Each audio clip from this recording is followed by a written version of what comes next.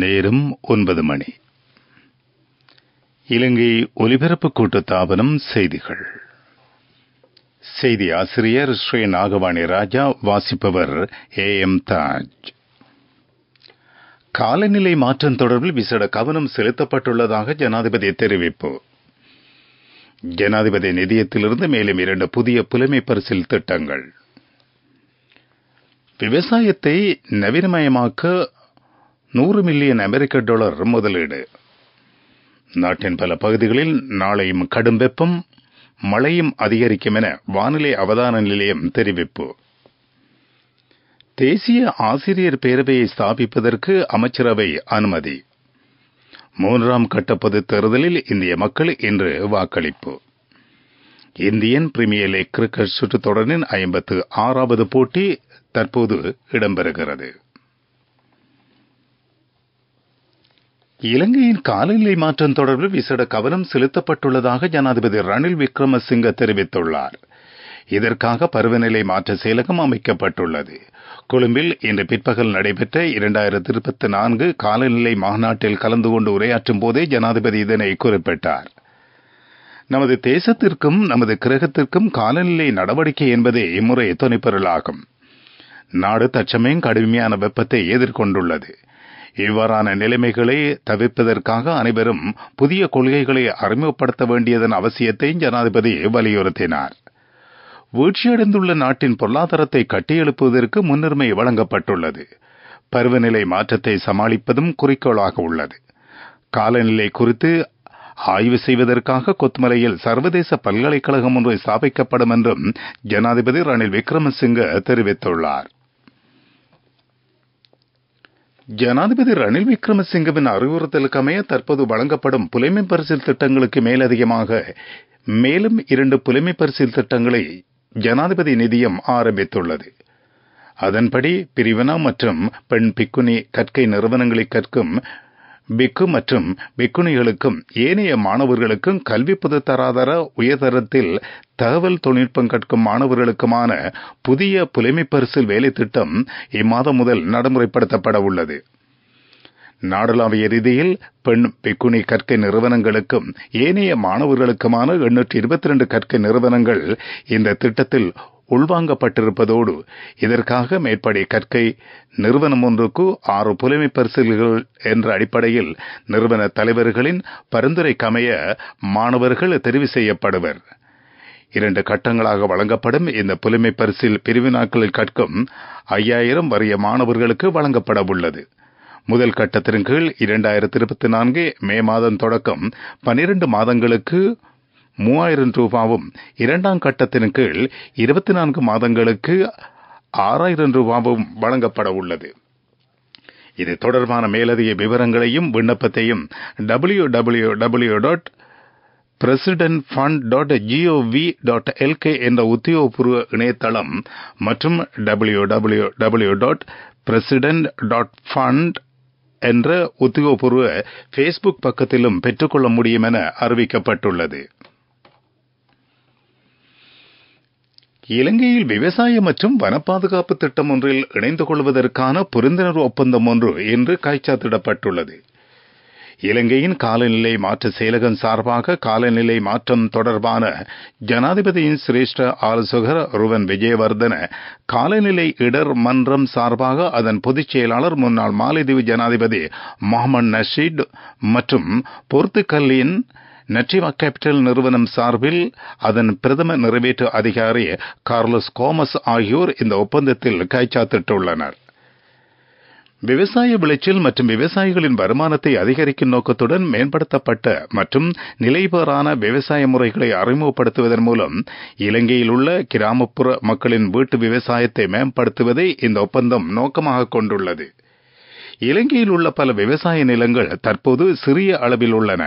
குறைந்த விளைச்சல் மற்றும் குறைந்த வருமானம் ஆகியவற்றால் விவசாயிகள் பாதிக்கப்பட்டுள்ளனர்.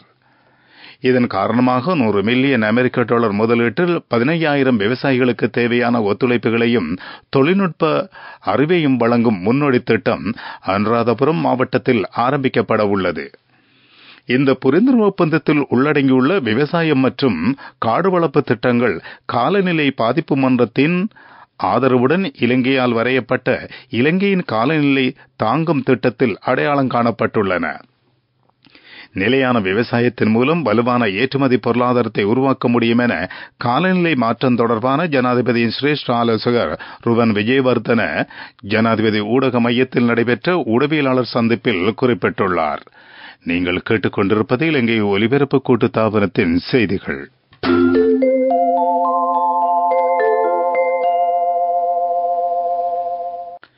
பிரிவிடர் திருத்த சட்டம் மூலம் வங்கிகளால் வழங்கப்பட்ட கடன்களை அறவிடுதல் தொடர்பான விசேட ஏற்பாடுகள் திருத்த சட்டம் மூலம் என்பன பாராளுமன்றத்தில் இன்று விவாதிக்கப்பட்டன. சிறிய மற்றும் நடுத்தர தொழில் முயற்சியாளர்களின் நலன் கருதி சட்டங்களை இலகுவாக்க நடவடிக்கை எடுக்கப்பட்டுள்ளதாக ராஜாங்க அமைச்சர் ரஞ்சித் சியம்பலப்பிட்டிய பாராளுமன்றத்தில் தெரிவித்தார். இந்த தொழில் முயற்சியாளர்களுக்கென இலங்கை மத்திய வங்கி 15 அறிவித்தல்களை வழங்கியுள்ளது. இதன் மூலம் சிறிய மற்றும் நடுத்தர தொழில் முயற்சியாளர்களுக்கு பாரிய அளவிலான நன்மைகள் கிடைத்துள்ளதாகவும் அவர் கூறினார்.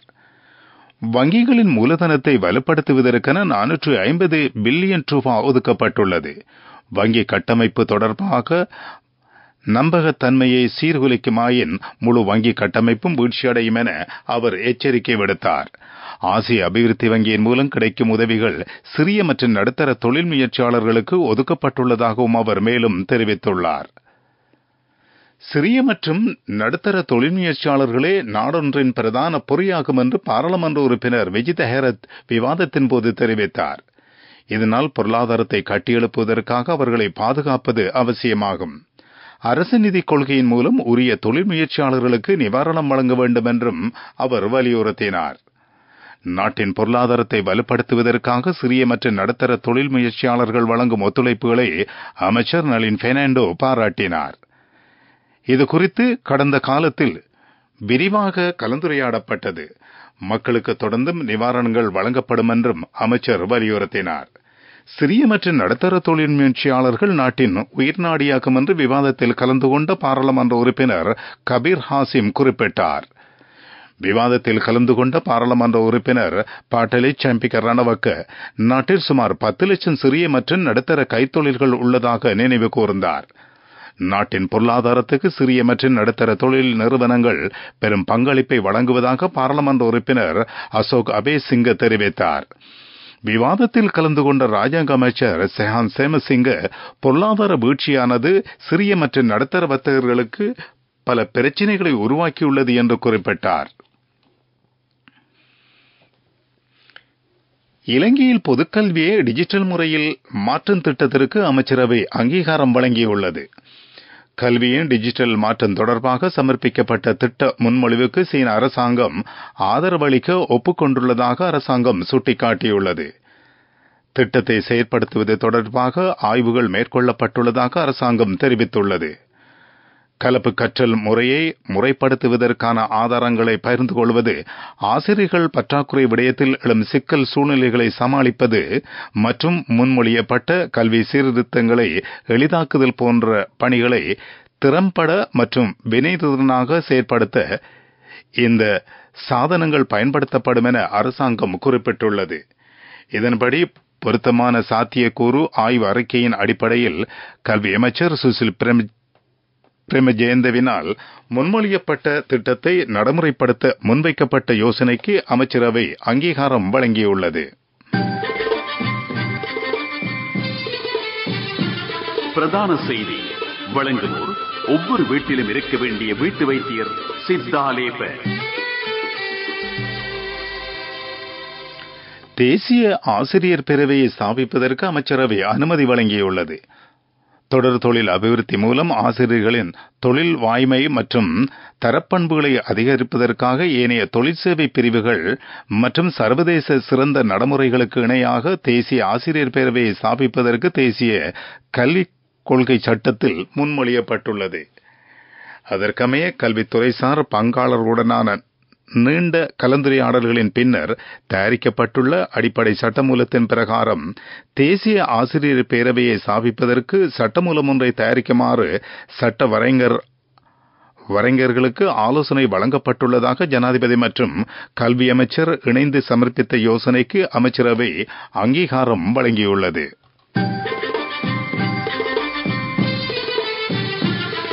பிரதான செய்தி வழங்கியோர் ஒவ்வொரு வீட்டிலும் இருக்க வேண்டிய வீட்டு வைத்தியர் சித்தாலேபன். உங்கள் கவனத்திற்கு யாழ்ப்பாணத்தில் நிலவும் அதிக வெப்பம் மற்றும் வெப்பாலை காரணமாக 5 பேர் உயிரிழந்துள்ளனர் என யாழ்ப்பாண போதனா வைத்தியசாலையின் பொது மருத்துவ நிபுணர் டி. பேரானந்த ராஜா தெரிவித்துள்ளார். யாழ்ப்பாணத்தில் தற்போது அதிகமான வெப்ப வானிலை நிலவுகிறது. மனிதனின் உடலானது 40.5 சென்டிகிரேட் அல்லது 105 பரனைட் வெப்பத்தையே தாங்கும். அதனை தாண்டும் போது தீவிரமான பாதிப்புகள் ஏற்படும். அதனால் வியர்வை அதிகரிப்பு, வியர்க்கூறுகள் போடுதல் போன்றவை ஏற்படும். வியர்வை அதிகரிப்பால் உடலில் நீரின் அளவு குறைவடைந்து மயக்கம் ஏற்படும். இந்த நிலை தொடர்கின்ற போது ஹீட் ஸ்ட்ரோக் ஏற்படும். அத்துடன் சிறுநீரகம், இருதயம், சுவாசப்பை போன்றவை செயலிழக்கும். அதேவேளை குருதி சிறுதட்டுகளின் எண்ணிக்கை குறைவடைந்து உடல்நிலை மிக மோசமாக பாதிக்கப்படும். மூளை செயலிழந்து மயக்கம் ஏற்படும் சம்பவங்களும் நிகழும் என அவர் குறிப்பிட்டுள்ளார். இந்த நிலையில் அனைவரும் இது குறித்து கவனம் செலுத்த வேண்டும் எனவும் அவர் வலியுறுத்தியுள்ளார். உலகச் செய்திகள். இந்தியாவில் இன்று ஆரம்பமான 3ஆம் கட்ட பொதுத் தேர்தலில் மக்கள் வாக்களித்துள்ளனர். இது உலகின் மிகப்பெரிய ஜனநாயக வாக்கெடுப்பாக கருதப்படுகிறது. பிரதமர் நரேந்திர மோடியின் சொந்த மாநிலமான மேற்கு குஜராத்தில் இன்று பல இடங்களில் மக்கள் வாக்களித்தனர். கடும் வெயிலையும் பொருட்படுத்தாமல் மக்கள் வாக்குச்சாவடிக்கு வந்தனர். குஜராத்தில் அனைத்து இடங்களும் ஆளும் பாரதிய ஜனதா கட்சி வசம் உள்ளது. இந்திய பொதுத் தேர்தல் கட்டங்கட்டமாக நடைபெற்று வருகிறது. ஜூன் மாதம் 1ஆம் தேதி வாக்களிப்பு நிறைவடைய உள்ள நிலையில் 3 நாட்களுக்கு பின்னர் நாடு முழுவதும் வாக்கு எண்ணும் பணி ஆரம்பமாகும் என்றும் தெரிவிக்கப்பட்டுள்ளது.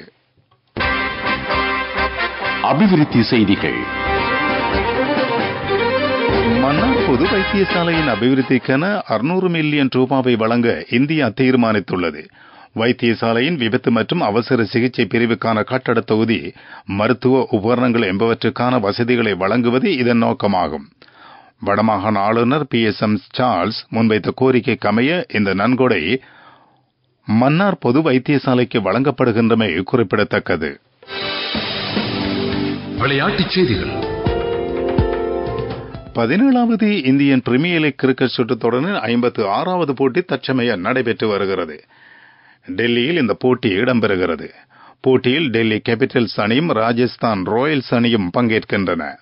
முதலில் துடுப்படுத்த ஆடிவரும் டெல்லி கேபிட்டல்ஸ் அணி 15 ஓவர்கள் நிறைவில் 5 விக்கெட்டுகளை இழந்த நிலையில் 156 ஓட்டங்களை பெற்றிருந்தது.